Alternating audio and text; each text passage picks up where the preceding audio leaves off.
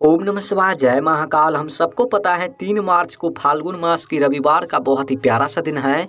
और अगर आपके घर में धन संपदा की बहुत कमी है, व्यापार में उन्नति नहीं हो रही है, नौकरी नहीं लग रहे हैं, या आपके मन में कोई भी मनोकामना है, कोई भी इच्छा है जो कि काफ़ी दिनों से अधूरी है, पूरी नहीं हो पा रहे हैं, तो ये वीडियो आपके लिए है। पूज्य गुरुदेव की कथा ये सुनकर बहुत अच्छे से बताऊँगा।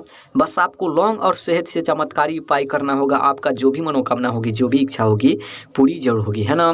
तो चलिए समझते हैं उपाय को कैसे करना है। लेकिन उपाय को बताने से पहले वीडियो को लाइक कर दीजिए। अगर चैनल पर नए हो तो चैनल को सब्सक्राइब जरूर कर लेना।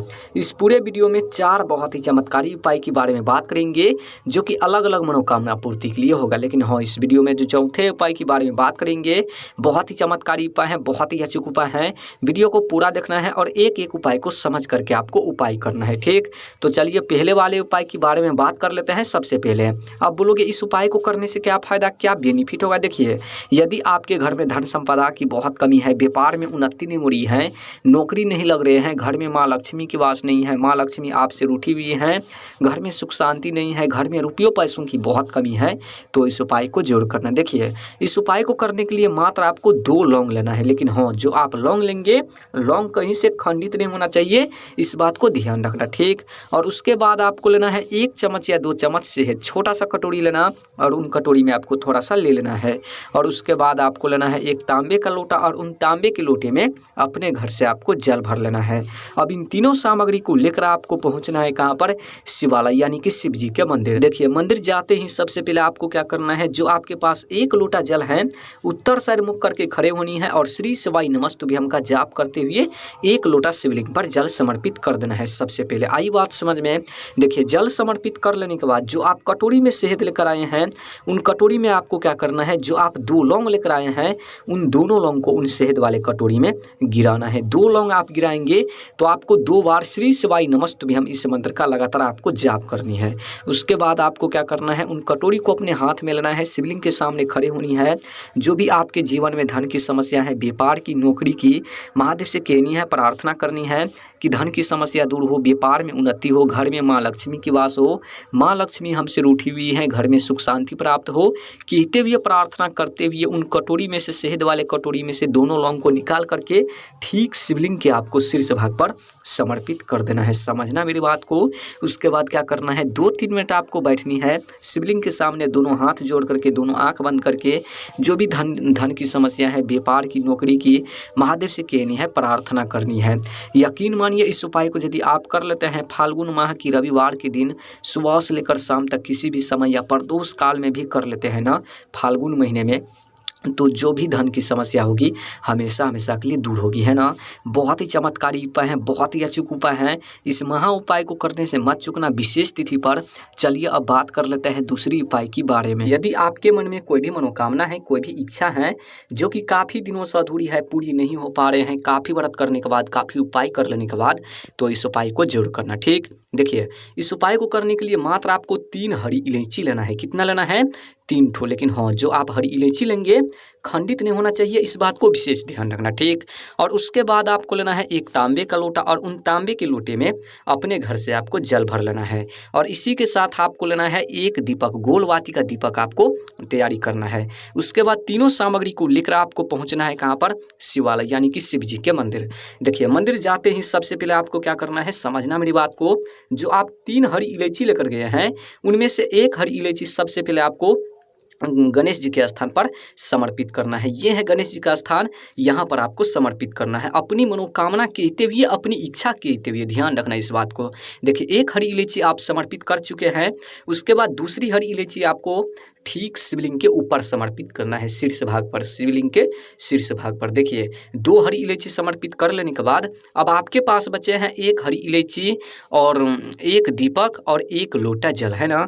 देखिए, उसके बाद आपको क्या करना है, जो आप दीपक लेकर आए हैं, उन दीपक को प्रज्वलित करना है। किस नाम से करना है, श्री शिवाय नमस्तुभ्यम इस मंत्र का जाप करते हुए दीपक प्रज्वलित कर लेने के बाद जो आपके पास 1 हरी इलायची है, उन हरी इलायची को उन दीपक में गिरा देना है। उसके बाद आप आपको क्या करना है, जो आपके पास 1 लोटा जल है उत्तर साइड मुख करके खड़े होनी है। श्री शिवाय नमस्तुभ्यम इस मंत्र का जाप करते हुए कुल 11 बार ठीक शिवलिंग पर आपको जल समर्पित कर देना है। आई बात समझ में। उसके बाद 2-3 मिनट आपको शिवलिंग के सामने बैठनी है। जो भी आपके मन में मनोकामना है, जो भी इच्छा है, फिर से कहनी है, महादेव से प्रार्थना करनी है। यकीन मानिए इस उपाय को यदि आप कर लेते हैं किसी भी समय, सुबह से लेकर शाम तक किसी भी समय या प्रदोष काल में भी कर लेते हैं ना, तो हमेशा हमेशा के लिए समस्या दूर होगी और हर मनोकामना आपका पूरी होगी, है ना। चलिए अब बात कर लेते हैं तीसरी उपाय के बारे में। अब बोलोगे इस उपाय को करने से क्या फायदा, क्या बेनिफिट होगा। देखिए, यदि आपके जीवन में बहुत ज़्यादा रोग हैं, कष्ट से आप परेशान हैं, बीमारी से आप परेशान हैं, बीमारी पीछा ही नहीं छोड़ रहा है, तो इस उपाय को जरूर करना। देखिए, इस उपाय को करने के लिए मात्र आपको 1 बेलपत्र लेना है। लेकिन हाँ, बेलपत्र जो आप लेंगे, बेलपत्र भी कहीं से खंडित नहीं होना चाहिए, क्योंकि खंडित सामग्री महादेव को समर्पित नहीं होता है ना। और उसके बाद आपको लेना है 1 तांबे का लोटा और उन तांबे के लोटे में अपने घर से आपको जल भर लेना है। अब दोनों सामग्री को लेकर आपको सीधे पहुंचना है मंदिर, शिवालय यानी कि शिव जी के मंदिर। आसपास जहां भी हो आपको वहां जाना है। आई बात समझ में। देखिए, वहां जाने के बाद सबसे पहले उत्तर साइड मुख करके खड़े होनी है और ठीक शिवलिंग पर आपको 1 लोटा जल समर्पित कर देना है। आई बात समझ में।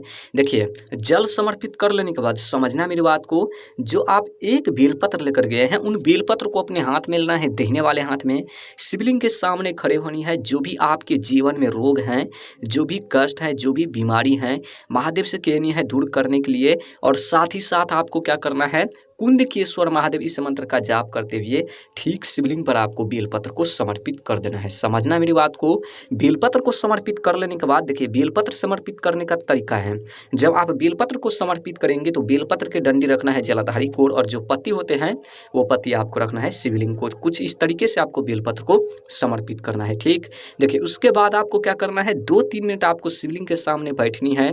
जो भी आपके जीवन में रोग है, जो भी कष्ट बीमारी है, दूर करने के लिए कहनी है महादेव से, भगवान शिव से प्रार्थना करनी है। उसके बाद आपको क्या करना है, उन बेलपत्र को उठाना है शिवलिंग पर से, जो बेलपत्र आप समर्पित किए हैं, लेकर आपको जाना है कहाँ पर, घर जाना है। और घर जाकर जो व्यक्ति बीमार हैं उन व्यक्ति को खिलाना है। अगर आप हैं बीमार तो आपको खाना है। यकीन मानिए इस उपाय को यदि आप कर लेते हैं तो हमेशा हमेशा के लिए जीवन से बीमारी दूर होगी, है ना।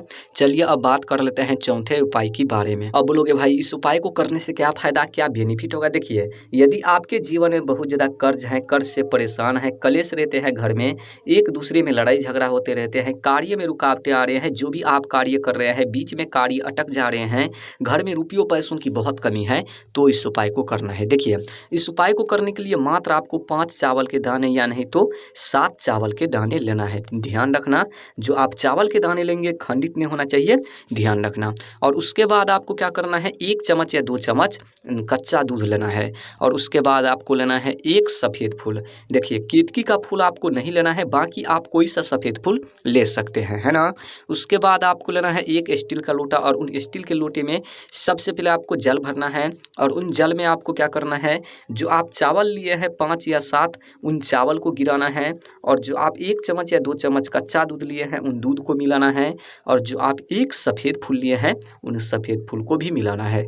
उसके बाद आपको लेना है 1 दीपक, मिट्टी का दिया नहीं तो आटे का दिया, यानी कि दीपक को अच्छी तरीके से तैयारी कर लेना है। उसके बाद इन सभी सामग्री को लेकर आपको पहुंचना है कहाँ पर, समी पौधे के पास। आसपास जहाँ भी हो आपको वहाँ जाना है। वहाँ जाने के बाद सबसे पहले जो आप दीपक लेकर गए हैं, समझना मेरी बात को, उन दीपक को प्रज्वलित करना है। किस नाम से करना है, कुंदकेश्वर महादेव इस मंत्र का जाप करते हुए उन दीपक को प्रज्वलित करना है। अपनी मनोकामना कहते हुए, अपनी इच्छा कहते हुए, जो भी आपके जीवन में कर्ज की समस्या है, कलेश से जुड़ी, रुपयों पैसों से जुड़ी, कहते हुए, प्रार्थना करते हुए उन दीपक से आरती करनी है।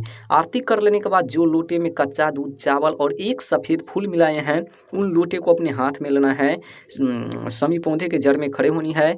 जो भी आपके जीवन में कर्ज की समस्या है, कहनी है महादेव से, प्रार्थना करनी है। और कहते हुए प्रार्थना करते हुए उन सभी पौधे में उन सभी सामग्री को डाल देना है। आई बात समझ में। उसके बाद 2-3 मिनट आपको बैठनी है। जो भी आपके जीवन में कर्ज की समस्या है, कलेश से जुड़ी, रुपयों पैसों से जुड़ी कहनी है, महादेव से प्रार्थना करनी है। यकीन मानिए इस उपाय को यदि आप कर लेते हैं किसी भी समय, जो भी आपके जीवन में कर्ज की समस्या होगी, कर्ज की समस्या दूर होगी, कर्ज से मुक्ति मिलेगी, कभी रुपयों पैसों की घर में कभी कमी नहीं होगी, घर में लड़ाई झगड़ा कलेश कभी नहीं होगी। बहुत ही चमत्कारी उपाय है, करना ही करना है। अगर वीडियो अच्छी लगी हो तो वीडियो को लाइक कर देना, चैनल पर नए हो चैनल को सब्सक्राइब जरूर कर देना। ओम नमः शिवाय, जय महाकाल, हर हर महादेव।